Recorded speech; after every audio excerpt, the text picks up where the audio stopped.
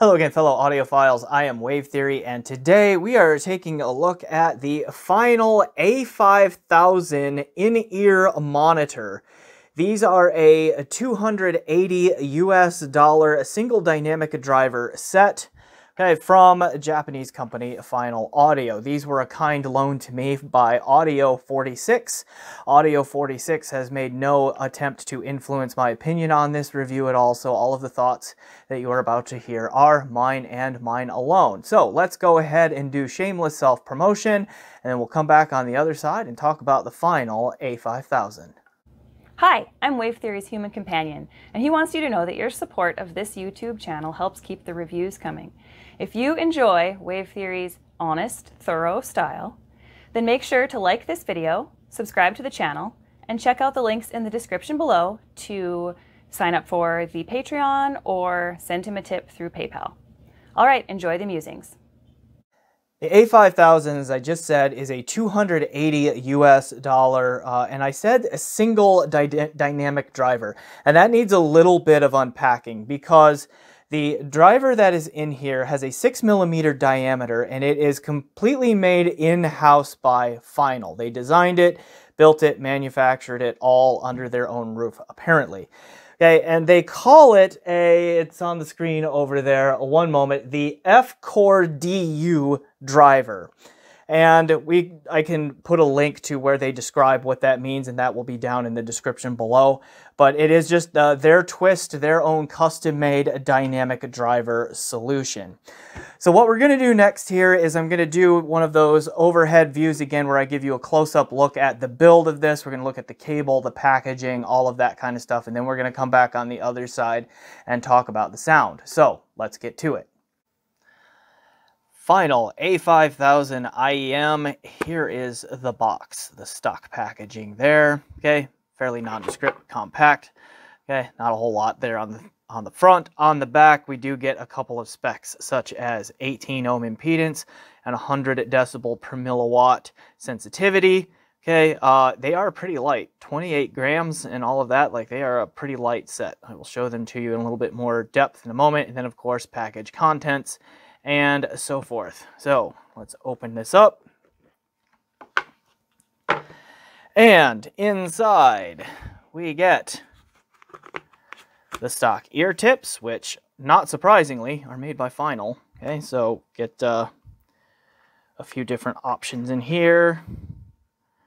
Okay, different sizes, pretty standard fare there. Final tips have a pretty good reputation. I didn't end up using these because SpinFit CP145s worked really well for me with this IEM, but those are there if you want them. Then we get this kind of cool carrying pouch. It's a different kind of thing. I'll show you this in more detail in a moment. Little piece of Velcro to help hold wires in check. Here are ear hooks if you want them. Focus camera. Okay, ear hooks to go around there if you want them. I didn't use them. I didn't really need them this time around. Okay, this pouch, kind of a rubbery material. It's a little bit different in nature. It's got like these kind of like hook kind of things on it. Anyway, it just pops open like this. And inside we have the IEMs. And again, I like to use the SpinFit tips with these, which might be sacrilege on a Final IEM. I don't really care. It worked well for me. Okay. And so, yeah, here we go. Let me, here's the IEM. Focus. Focus. There we go. Okay. It's small. Let me pull the tip off there so that you can see it a little bit better. Okay. There's what the nozzle looks like. Kind of this textured but black plastic, like polycarb shell on it. We have, come here, a 2-pin cabling system, which the cable entry has a little bit of a recess on it in there, but it's not bad. Like, I was able to fit a Heart IEM cable to it fairly well, for example. So I think you can cable roll on this without too much difficulty.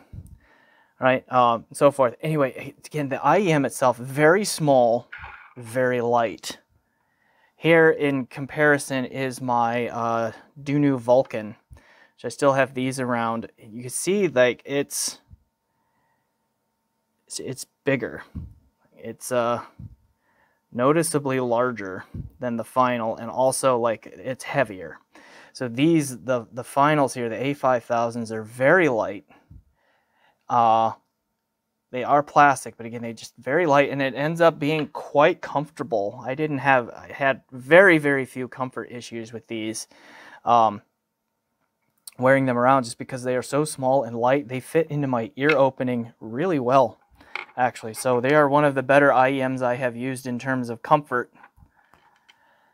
All right, there's the other one. Okay, mirror image. Stock cable. You can see it does tangle a little bit, right? So you do, okay, it untangles fairly easy, but it does like to loop around back on itself. It does have a fairly simple like braid to it there. The conductors are not super thick on it. Okay, we have a 3.5 millimeter TRS single-ended termination on the amp end, and then again we have the 2-pin style, okay, on the IEM end right there, and it's not bad. This is, you know, I guess I would have liked to have seen a right angle connector here on there, but as far as IEM stock cables go, this one really is not too bad. So comfort-wise, again, these are among the better IEMs that I have used. I was able to keep them in my ears fairly comfortably for fairly long periods of time and not get bothered. Like when I'd go to the gym and use them to work out, they didn't like pop out very much. I would occasionally have to stick them back in a little bit further, because I just have this thing where IEMs, they tend to work their way out regardless of how well they fit, and I have to poke them back in. But I didn't have to do that as much with this set here. Also, like with the tips and a good seal, they still do a fairly decent job of sound isolation. Like I was on a family vacation during the course of this review, and I took these with me, and we were on a plane for a little bit, and they did an okay job blocking the airplane noise. Not great, but it was okay. For more energetic and louder kinds of music, like it worked okay. All of that, I mean, it's not as good as a good ANC in terms of blocking that airplane noise, but it's okay. Right, so I mean, the build, the fit, and like, you know, the cable is all right. Like ergonomically for a $280 IEM, it's a pretty good package. And again, I really like the comfort, the lightness, and then just the small size of the shell and the IEM itself. I really liked, so that was good. All right, let's go back to me on camera to talk about sound. All right, transitioning to sound, let's talk about the test gear that I used for this. So to drive these, I used my Radzone Ear Studio 100 little Bluetooth portable DAC amp. That one was mostly connected via LDAC to my Samsung Galaxy S22 Plus phone, which is doing the filming of this review right now. And using the single-ended output of the ES100 there. So that was kind of my on-the-go mobile solution while for working out and that sort of thing, where I would use those there. For more critical listening, I used my KN N6 Mark II DAP with the EO2 module. That has a 4.4 millimeter Pentacon output. So on that, I used Hart's IEM cable that had a 4.4 millimeter Pentacon connector on it.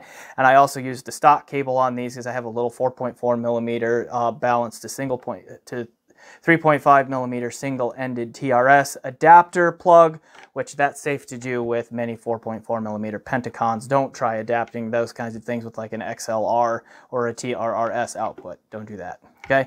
All right. You'll short something out. Anyway, and then I also used my Cord Hugo 2, which was fed by its matching 2Go streamer to test these out as well. So what did I come away with for impressions of sound? So the frequency response here is fairly neutral, I want to say. It does seem like it has a fair amount of really deep sub-bass presence, rumble impact. So I don't know if it's necessarily a bass shelf, but there is a fair amount of energy going on way down deep in the sub-bass, which I like. There's a fair amount of rumble here. There's pretty good bass extension. And then that bass also hits pretty hard. It's pretty dynamic in the low end.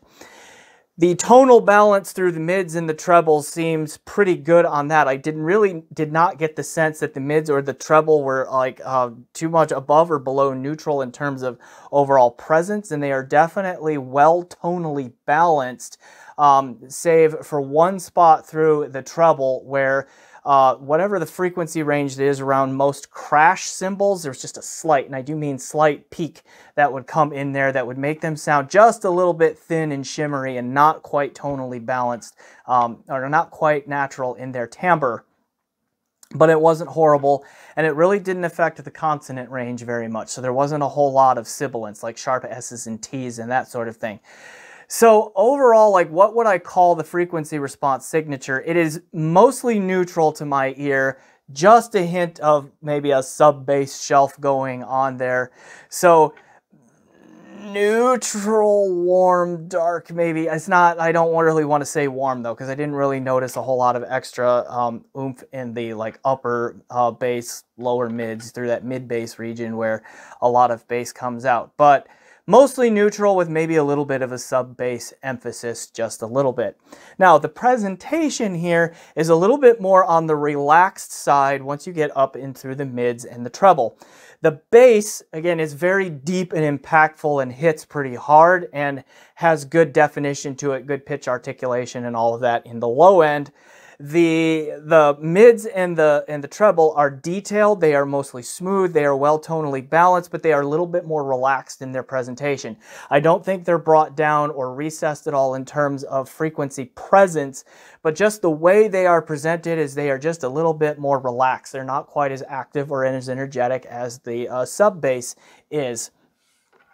Okay, so some might call these a little bit darker sounding IEM, and again, I don't think that's from actual frequency response. I think that's more of a presentational difference just because of the a little bit more smoothness and relaxedness nature through the mids and the treble. Resolution is also a little bit more on the relaxed side. Most of the details, subtle things like room reverbs and ghost notes and the rosinousness, the zizzy sound of bows being dragged across strings and all of that are all there and present, but they are not really up front or forward at all. They might be just a little bit more relaxed than average. So like the detail retrieval and the resolution here is good. It is very price appropriate, I think, for a $280 IEM. But it's also just brought back in the presentation just a little bit. So if you are a detail forward kind of listener, these might be just a little bit too relaxed for you in that way as well. Okay, the soundstage is nice and wide. It's pretty decent width to it. It does a pretty good job of lateral imaging. The separation is not set the world on fire good, but it's pretty decent for a $280 product, I think, there. So it is reasonably holographic, at least in terms of the lateral dimension. There's not a ton of depth. It's not full-on wall of sound in the depth dimension, but it's not super deep or with a whole lot of layering there. And it also is a little bit like it sounds a little bit shorter. The height of the presentation is not quite what I have heard from some other IEMs that are maybe just a little bit more expensive, even some that might be a little cheaper. It does seem a little bit, let's call it, slightly vertically challenged in the staging vertically. Not really distracting when just listening. I really only picked that up when I was doing comparisons with other IEMs, but it's just something to be aware of. So if you are a big soundstage fan, you get the width here, but you don't necessarily get the depth or the height to go with it. Okay, but overall, I think the technical package here is pretty strong. Again, through the mids and the treble, it is a little bit more relaxed, and then it's pretty energetic and thumpy down in the low end. So I think that like this one, I liked it a lot for like hard rock, heavy metal, classic rock, some EDM, a little bit of hip hop that I listened to and all of that. I really liked it for those genres because it brings the fun and the oomph in the low end, but then that more relaxed and sort of smoother presentation and less aggressive presentation through the mids and the treble made them more non-fatiguing or less fatiguing than some other IEMs and headphones that I have heard in this price range and all that. And then combine that with the comfort that I mentioned, and I can listen to these with aggressive and sometimes poorly recorded music for long periods of time. And that is not nothing, especially for an on-the-go kind of solution, which IEMs often are. That's a big selling point, I think. Now, again, I don't want you to think that they're unresolving or that they sound bad. They don't. They just are fairly forgiving of aggressive and or poorly recorded music, and then yet still fun because of that low-end thump and punch and hit and slam and all of that and rumble going on there in the low end. So that's kind of my takeaway on these in a vacuum. Is a more relaxed presentation, but still fun in the bass, and that makes them a good match to aggressive, poorly recorded, and just generally fatiguing kind of music. The spatial presentation I didn't think was all that strong for things like symphonies and classical music. Like it didn't handle, because of the shorter and soundstage and the not great depth and all of that, it didn't do the placement all of that well. And then it was just a little bit too relaxed and smooth, I think, for some classical music and strings and that sort of thing. I prefer a little bit more detailed sound for those kinds of genres, or at least slightly more detail forward, I should say, for those kind of genres. All right, comparisons with some competition here. Like, I don't have a ton of IEMs on hand, but like, you know, kind of on either side or near it in price. Like the Mangard TV1, I think, is a little bit bigger overall in staging on in all three dimensions. It might be just slightly more detail forward, so it comes across as being a little bit more resolving, and it might actually be a little bit more resolving, but not like hugely so and all that. But I think the lateral coherence of the imaging on the A5000 is better than what the Mangard T does. Because the Mangard T sounds like it has a bunch of stuff going on near the center, then a little bit of a gap, and then stuff off to either side again, where this one is a little more laterally coherent. The Dunu Vulcan has a little bit more perceived mid-range treble presence to it. It's not as relaxed or as laid back in its presentation through the mids and the trebles as the A5000 is. It's also about $100 more. It's also a little bit narrower in stage, but it is more holographic, particularly in the separation aspect. So you can pick out space between sounds better than you can on the A5000. You get a little bit more sense of depth, and it's a little bit taller sounding, but again, it's not quite as wide laterally, and I think it is a little bit more resolving, although it is heavier and a little bit less comfortable. And I find that for me with the Dunu Vulcan, I'm pushing it back into my ear a lot more often than I am with these, kind of regardless of tip, unfortunately, with that one. But I do think the Vulcan overall sounds a little bit better there as well. But I mean, these aren't going to punch way above their price. Like, they're not going to catch the Moondrop, what's that $500 one? Variations, right? The Moondrop Variations or anything like that. They're not going to punch up there with those or that kind of thing in terms of all-around performance. But to kind of wrap this up and put a bow on it, I actually really enjoyed these A5000s here at $280 US. They were very enjoyable and non-fatiguing for heavy metal, hard rock, that kind of thing. They were comfortable. They stayed in my ears well. They would be a really good, like, on-the-go exercise workout kind of IEM for me, because I listen to a lot of heavy metal, hard rock, classic rock, that kind of thing when I'm at the gym and so forth. And I want these to be light, stay in my ear well, and like all of that. And these really fit the bill for that kind of listening for me. So if those traits or similar sound appealing to you, then yeah, go ahead and give these, check these out for those kinds of music. These are easy to recommend. So I'm going to go ahead and leave it there.